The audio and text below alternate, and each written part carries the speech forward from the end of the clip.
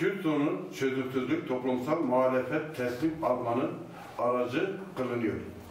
Türkiye kendi tarihinin sosyal, siyasal, iktisadi ve kültürel olarak en kriz dönemini yaşamaktadır.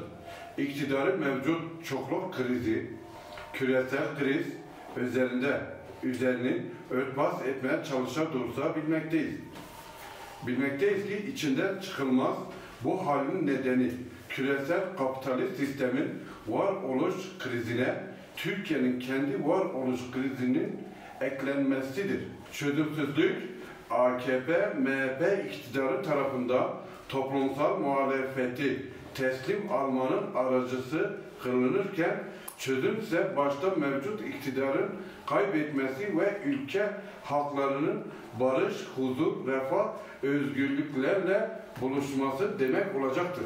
Bütün bu tehlikelerin ve oyunların farkında olan Sayın Öcalan, Türkiye'ye getirildiği 1999 yılından bugüne Kürt sorununa dair geliştirdiği toplumsal barış ve demokratik cumhuriyet perspektifiyle iktidarın savaş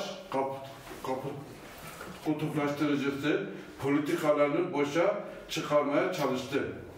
Dar parti ve iktidar çıkarları karşısında halkların, emekçilerin, kadınların, inançların, doğanın çıkarlarını gözeterek hareket etti.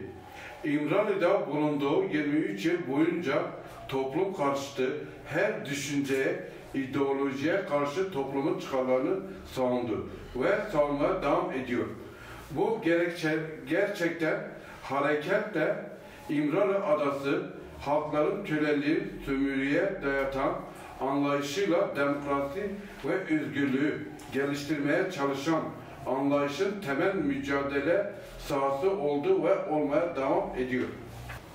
İmralı tecrit sistemine dağıtılması, Sayın Öcalan'ın üzerinde mutlak tecritin kaldırılması, Türkiye'nin demokrasinin olmazsa olmazıdır.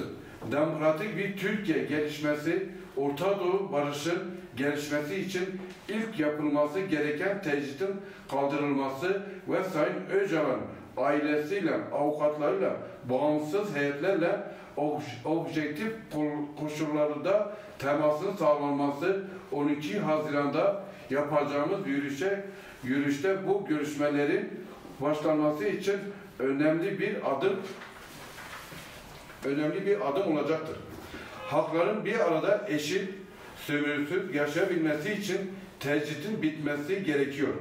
İmralı tecrit sistemde AKP, MHP faşist savaş politikalarını besleyen temel alanlarda bildiri, Türkiye'nin geleceği halkların bir arada eşit, sömürüsüz bir şekilde yaşayabilmesi için Türkiye'deki tecrit politikalarının bir an önce bitmesi gerekiyor.